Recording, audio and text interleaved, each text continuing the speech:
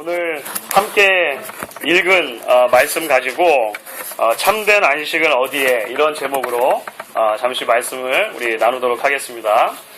한 2년 전에 한국에서 선풍적인 인기를 끌었던 TV 광고가 있습니다.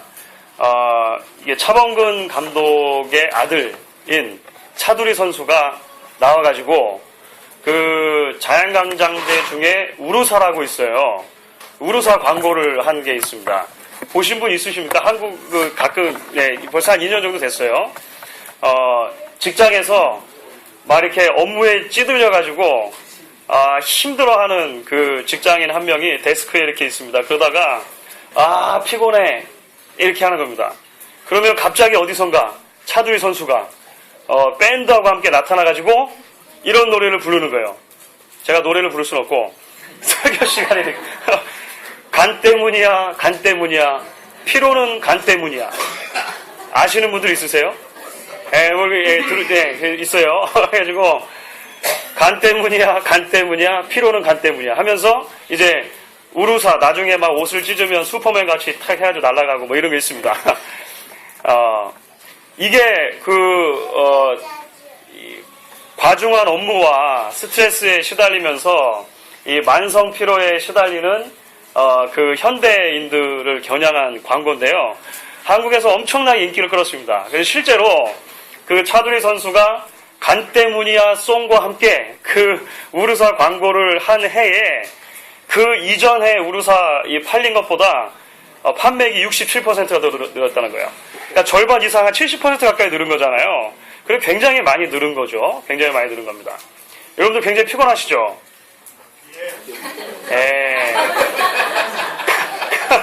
어떻게 우루사 한 병씩들을 하시고 시작할까요?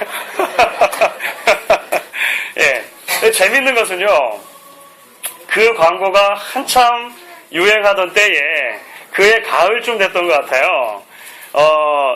모 방송의 저녁 뉴스에서, 그러니까 저녁 8시 뉴스에서 이제 그 여러 뉴스 꼭지 중에 하나가 이런 제목으로 발표된 게 기사가 하나 있었습니다. 피로는 간 때문이야? 이렇게 묻고 사실 진짜 원인은 따로 있다. 이렇게 한 거예요. 이게 뭐냐면 이제 의사 선생님들 전문가의 말을 이렇게 빌리면서 그거 이제 광고를 분석한 거죠. 그러니까 실제로 우리가 만성 피로를 느낀다고 했을 때 간에 문제가 있어서 간 질환 때문에 만성 피로를 느끼는 경우는 대개 500명 중에 하나꼴이라고 하는 겁니다. 그러니까 그 광고만 이렇게 들으면 피로하면 무조건 간 때문일 것 같은데, 그래가지고 우루사를 먹어야 될 것 같은데 그러지 않다는 거예요. 실제적으로 499명의 경우에 있어서는 만성 피로에 시달리는 이유가 뭐냐면 몸 전체의 에너지가 떨어졌기 때문이라는 겁니다. 그래가지고 의사 선생님이 나와서 이렇게 얘기하기를 어떻게 회복하는가? 딴 거 없다는 거예요. 한 석 달 정도는 잘 먹고 운동 적당히 하고 잘 쉬고 이렇게 하면 몸이 회복될 거다, 이렇게 얘기를 하면서 자양강장제 같은 것은 먹었을 때 잠깐 각성 효과는 있지만 만성 피로라고 하는 그 질병, 그죠? 그 질환의 증상에 본질적인 거는 해결할 수 없다, 이렇게 이제 광고를 한 겁니다. 그러니까 제가 이렇게 우루사를 미워한다든지 대웅제약하고 무슨 거기가 있어서 그런 건 아니고요. 하여간 그렇게 했다는 거예요. 그렇게 이제 이야기를 했었는데 그 이야기를 들으면서 이런 생각이 들었습니다. 인생도 마찬가지가 아니겠는가, 이런 생각을 해보게 되었습니다. 사실 무거운 죄의 짐을 지고 힘겹게 인생을 걸어가는 모든 인간의 마음속에 참된 안식과 참된 안전에 대한 끊임없는 갈망이 존재합니다. 그건 어쩔 수 없는 것 같아요. 하나님으로부터 멀어져 있기 때문에 느끼는 영혼의 갈증 같은 것이죠. 예수 그리스도를 통해서 하나님과 바른 관계를 갖지 못하고서는 채워질 수 없는 마음의 빈 공간 같은 그런 것입니다. 그런데 세상은 뭐라고 이야기하냐면 끊임없이 돈이나 제도나 사람이 있으면 그 목마름의 부분이 채워질 것이라고 생각을 하고 자꾸 그렇게 우리에게 설득을 하는 경향이 있습니다. 우리 은행의 세이빙 어카운트에 잔고가 조금 더 넉넉한다든지 안전보장제도나 연금제도가 저 잘 돼 있는 나라에 산다든지 힘이 있는 사람, 권력이 있는 사람과 친분을 쌓으면 우리의 인생이 조금 더 편안해지고 안전해질 수 있을 것이라고 자꾸 이 시대는 이야기한다라고 하는 것이죠. 물론 돈이나 제도나 사람이 조금 우리의 인생을 편하게는 해줄 수 있는 것 같습니다. 하지만 우리 마음속에 존재하는 궁극적인 목마름의 문제에 대해서는 해결해 줄 수 없다고 하는 것이 성경의 한결같은 증언이라고 하는 것이죠. 왜냐하면 각성 효과를 잠깐 줄 수는 있지만 우루사처럼 그렇죠? 잠깐 줄 수는 있지만 본질적인 문제 해결이 안 된다는 것입니다. 이 본질적인 문제는 하나님께서 우리를 창조하신 하나님께서 그 품에 우리를 안아주실 때에만 우리가 진정으로 경험할 수 있는 안전 그리고 안식이기 때문에 그렇다라고 하는 것입니다. 오늘 우리가 룻기의 말씀을 같이 읽었지 않습니까? 룻기의 말씀이 사실은 이런 진리에 대해서 이런 성경적인 진리에 대해서 굉장히 아름다운 한 이야기를 통해서 우리에게 또 증거를 해주고 있습니다. 우리가 계속해서 지금 이제 룻기를 살펴보고 있는데요. 지금 3장에 이제 이르렀습니다. 이 3장에서 나오는 이야기는 이런 것이죠. 보아스의 정체를 이제 나오미가 알게 되지 않았습니까? 그리고 나서 이 나오미가 룻에게 앞으로 해야 될 일이 무엇인가 지시해주는 그런 장면이 나타나게 됩니다. 그리고 이제 룻이 그 지시를 따라서 행하게 되었을 때 하나님께서 그 구원의 역사를 차곡차곡 이루어주시는 그 이야기가 진행이 되는 것이죠. 그런데 이 모든 이야기를 관통하는 하나의 주제가 있습니다. 그러니까 오늘 3장 전체를 쭉 연결했을 때 가장 중요한 단어, 가장 중요한 주제가 있다면 오늘 1절에 나와 있는 거예요. 바로 안식이라고 하는 것입니다. 참된 안식. 1절 말씀인데요.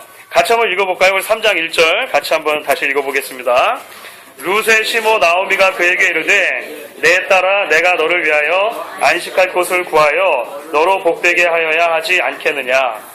여기서 안식할 곳 이렇게 번역이 되지 않습니까? 안식 자체라고도 번역될 수 있고 또 안식할 수 있는 처소, 장소 이렇게 번역이 될 수도 있어요. 고기가 구워지니까 힘드네요. 고기가 적당히 구워질 무렵에 설교 마치려고 합니다.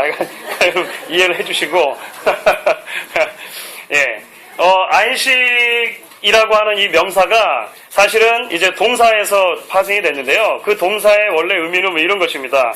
어느 한 곳에 정착해서 안주하다. 그러니까 돌아다니지 않고 어느 한 곳에 정착하는 것입니다. 또는 쉬다. 바쁘게 살다가 쉬다. 이런 의미가 있는 것이죠. 그러니까 안식이라고 하는 말 자체 속에 사실 어떤 이전의 상태가 이미 들어있는 것이냐면 한 곳에 정착하지 못하고 불완전한 삶을 살고 있다든지 또는 안전이 보장되지 못한 곳에 산다든지 또는 쉼이 없이 살아가고 있는 분주한 삶이라든지 이런 게 전제되어 있는 거예요. 그러니까 이런 것이 해결되어지는 것 자체가 안전, 안식 이렇게 우리가 이해를 할 수 있다고 하는 것입니다. 지금까지 룻의 삶이 어땠습니까? 사실 룻의 삶만 해도 참 기구한 운명이다라고 우리가 이해할 수 있겠죠. 이 룻이라고 하는 여인 우리가 이제 이전에는 나오미도 살펴보고 이렇게 살펴봤습니다만 룻만 갖고 봤을 때도 참 기구한 것 같아요. 모압이라고 하는 땅에 나고 자란 여인이었습니다. 근데 어떻게 하다 보니까 그 땅에 이민 온 히브리 사람의 가족, 그러니까 다른 타민족이지 않습니까? 그렇게 국제 결혼을 하게 된 거죠, 말하자면. 결혼을 하게 됐습니다. 그런데 시간이 얼마 지나지 않아서 남편이 죽은 것이죠. 결국 아무것도 남지 않은 시어머니 나오미 따라가지고 이제 생소한 땅, 전혀 알지 못하는 땅, 시어머니 땅으로 이제 이 유대 땅으로 이주를 하게 되는 것입니다. 그렇게 와서 룻이 한 일이 무엇입니까? 편하게 쉴 수 있는 일이 아니고 어머니와 자기가 먹기 위해서 이제 추수 때에 밭에 나가서 일을 해야 된다는 것이죠. 그러니까 오늘날 우리의 표현으로 하면 해외 노동자 같은 느낌이 좀 안 드세요? 그렇죠. 해외 노동자라는 거요. 농민. 농민. 우리나라 70년대 있었어요. 그 해외 농민. 그러니까 우리 하와이 같은 경우에는 옥수수 농장이라든지 이렇게 해가지고 일본하고 한국에서 이렇게 많이 이민들 가셨잖아요. 그런 느낌이 좀 막 듭니다. 얼마 전에도 언급을 해드렸습니다만, 그 유대인들의 법에 의하면 사회에서 특별히 보호를 해주기를 원한다라고 하는 세 개의 그룹이 있어요. 그게 바로 고아, 과부, 나그네입니다. 고아, 과부, 나그네. 그래서 율법 자체가 고아와 과부와 나그네는 잘 보호해줄 책임이 우리 공동체에 있다 얘기를 하는 거예요. 왜 보호해주라고 할까요? 거꾸로 뒤집으면 이 사람들이 가장 보호받지 못할 가능성이 많기 때문에 그런 거죠. 가장 안전의 위협을 받을 만한 가능성이 많기 때문에 그런 것입니다. 그런데 여러분, 룻을 한번 생각해 보세요. 룻은요, 이 세 가지 조건 중에 적어도 두 가지. 고아일 수도 있을 수도 있나요? 적어도 과부이기도 하고 나그네죠. 이방인이라고 하는 것입니다. 그죠? 국제고아처럼. 집사님 오늘 컨디션이 좋으시네. 저하고 잘 맞은 것 같아. 이렇게 되는 것이죠. 그러니까 룻의 형편만 놓고 봤을 때 전혀 보호받지 못하는, 전혀 안전이 없는 상태라고 하는 것입니다. 그러니까 지금 시어머니 나오미의 생각에 안식이 필요하다는 거예요. 그죠? 안전한 상태가 필요하다라고 하는 것입니다. 그렇다면 이제 그 안식, 룻이 진정으로 누릴 수 있는 그 참된 안전이 어디로부터 오느냐라고 하는 게 이제 오늘 말씀의 가장 핵심으로 가는 이제 길이 되겠죠. 그 이야기가 계속되는 말씀 가운데 진행이 되는데요. 어떤 한 사람과의 관계와 연관이 되게 됩니다. 그렇죠? 룻이 어떤 한 사람과 이제 앞으로 어떤 관계를 맺어가느냐 하는 것과 룻이 안식을 누리느냐 하는 문제와 밀접하게 관계가 된다라고 하는 것입니다. 그게 바로 이제 2절 말씀에 나오는 거예요. 2절의 후반부에 보면 나오미가 이렇게 이야기를 합니다. 내가 함께하던 시녀들을 둔 보아스는 우리의 친족이 아니냐. 나오미가 보아스의 이름을 언급하고 있는 것입니다. 그러면서 이 보아스가 친족이니까 이 보아스와 어떻게든 관계를 맺게 되어야만 참된 안식이 있을 것이다 이야기를 해요. 그래서 어떻게 보아스의 눈에 들 것인가, 이제 그 작전을 설명하잖아요. 그래서 아까 읽으면서 근데 좀 느끼셨습니까? 작전이 너무 디테일해요. 너무 디테일한데 재밌습니다. 그러니까 시어머니가 하는 말이 뭐죠? 목욕부터 해라. 목욕제게 하고 예쁜 옷을 입고 몰래, 그러니까 타작마당에 여자가 당시에 들어갈 수 없었거든요.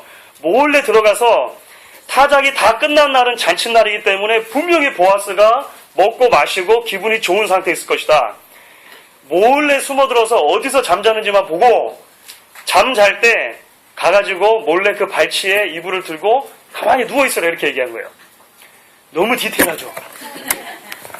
그러니까 이게 어떻게 보면 이 부분이 사실은 그래서 룻기 3장에서 제일 해석하기 어려운 부분이기도 하고 이해하기 어려운 부분이기도 하고 역사적으로 볼 때 오해를 많이 받았던 부분입니다. 어떤 오해를 받았겠습니까? 예, 시어머니 나오미가 어떻게든 젊은 자신의 그 며느리, 과부 며느리를 부잣집 남편에게 시집 보내려고 작전을 썼다.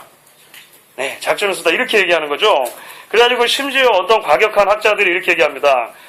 며느리 룻을 한 부잣집에 시집 보내서 남은 여생을 편하게 살아보고자 하는 시어머니 나오미의 대담하고 지능적인 음모. 이렇게 얘기하는 학자들도 있어요. 그런데 사실은 그렇지 않습니다. 우리가 이야기를 가만히 들여다보면요. 단순하게 세속적인 목적 때문에 이 보아스를 붙든 게 아니라는 것을 알 수 있습니다. 보아스가 나중에 이야기한 것처럼 보아스는 이미 나이가 많은 사람이에요. 나이가 많은 사람입니다. 그런데 왜 그렇게 했겠느냐라고 하는 것이죠. 우리가 지난주에 사실 살펴봤던 2장 20절의 말씀과 연결을 해야만 오늘 말씀이 이해가 되는 것입니다.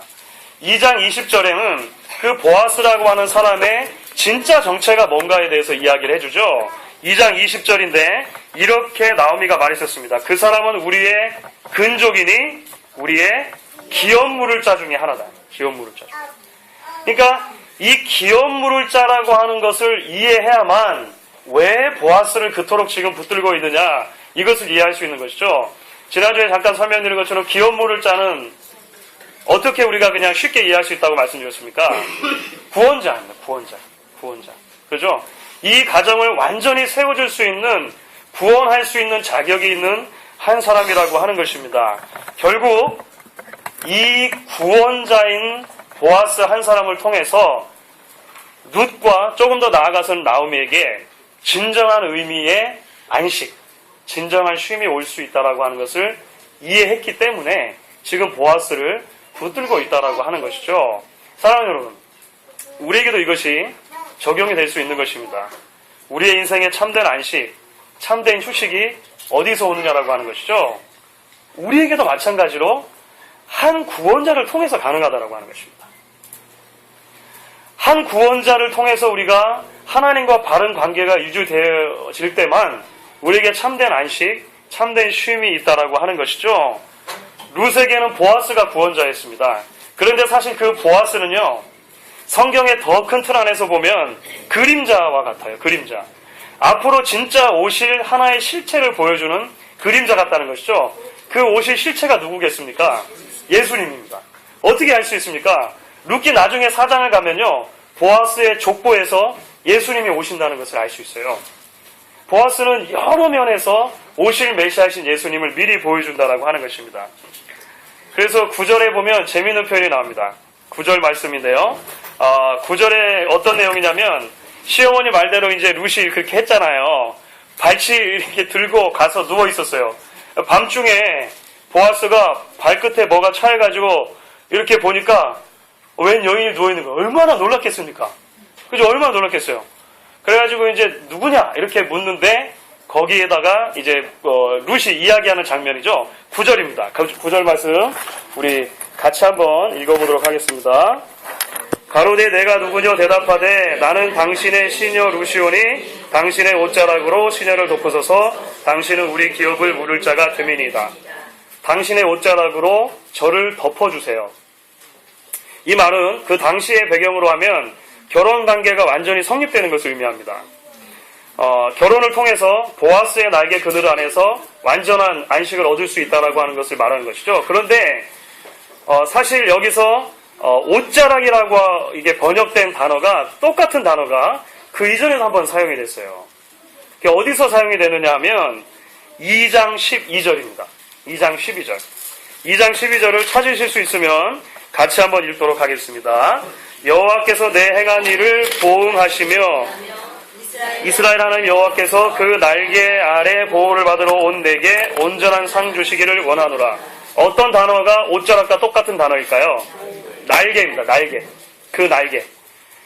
여호와의 날개 아래에서만이 완전한 쉼을 얻을 수 있다라고 이야기한 것과 보아스의 옷자락 안에서 쉼을 얻는다, 안식을 얻는다고 하는 것이 동일한 개념으로 룻기에서는 이해가 되고 있다라고 하는 것입니다. 결국 하나님이 주시는 것이 진정한 안식이요, 진정한 쉼이라고 하는 것을 이야기하는 것이죠. 이제 나오미가 그 소식을 다 들어요.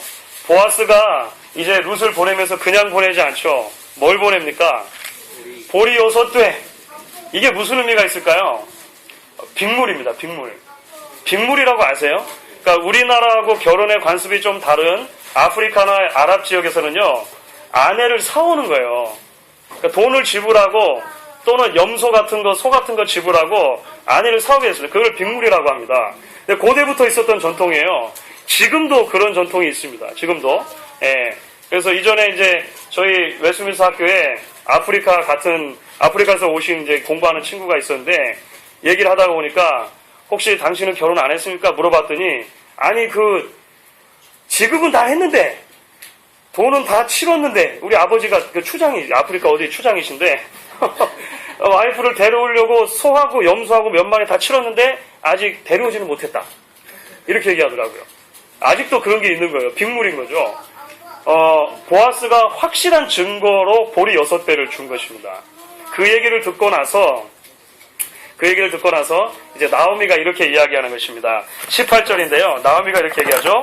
내 딸아 이 사건이 어떻게 되는 것을 알기까지 가만히 앉아 있으라. 그 사람이 오늘날 이 일을 성취하기 전에는 쉬지 아니하리라. 재미있는 사실 하나를 발견하게 됩니다. 저는 이 부분이 참 은혜가 됐어요.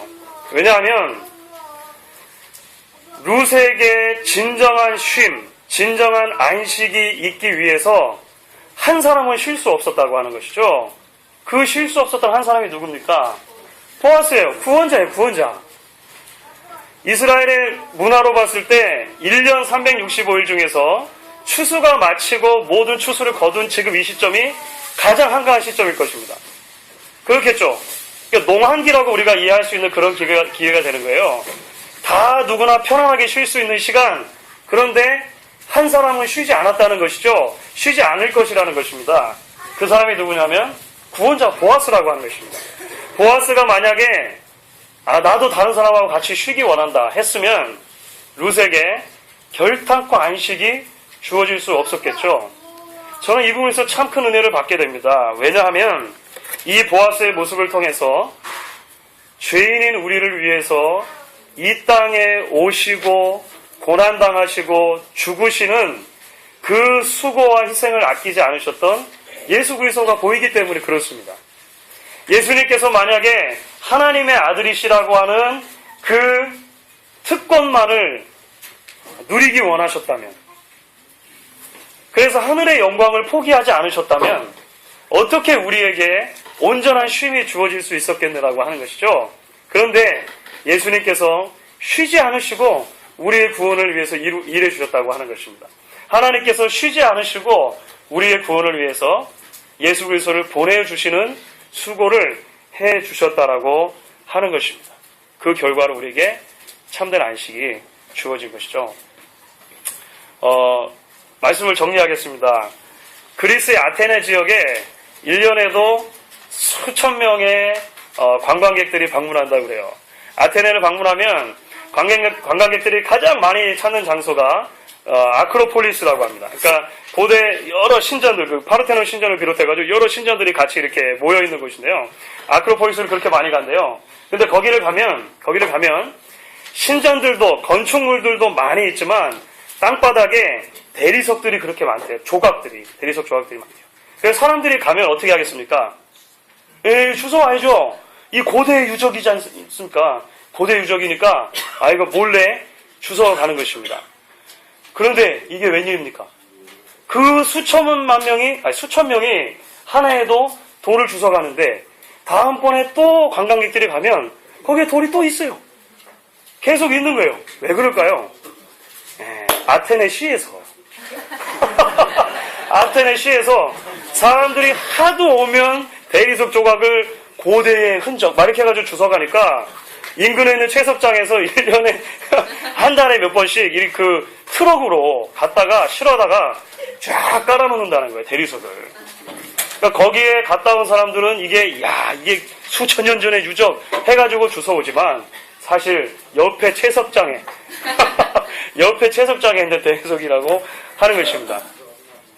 오늘날 많은 사람들이 참된 안식을 얻기 위해서 추구하는 신기루와 같은 것들이 있다고 하는 것이죠. 이게 진짜인 줄 알고 주워왔는데 보니까 옆에 채석장에 그런 것이 있을 수 있다고 하는 것입니다. 오늘 말씀을 통해서 발견하는 것이 무엇입니까? 우리의 참된 안식, 참된 쉼은 오직 예수 그리스도 안에서 하나님이 주신다라고 하는 것입니다. 오늘 평강의 하나님께서 야외 예배로 모여서 함께 예배드리는 저와 여러분을 그 날개 그늘 아래 품어주셔서 세상이 줄 수도 없고 이해할 수도 없는 그 놀라운 평안, 안식 부어주시기를 간절히 소망하는 것입니다.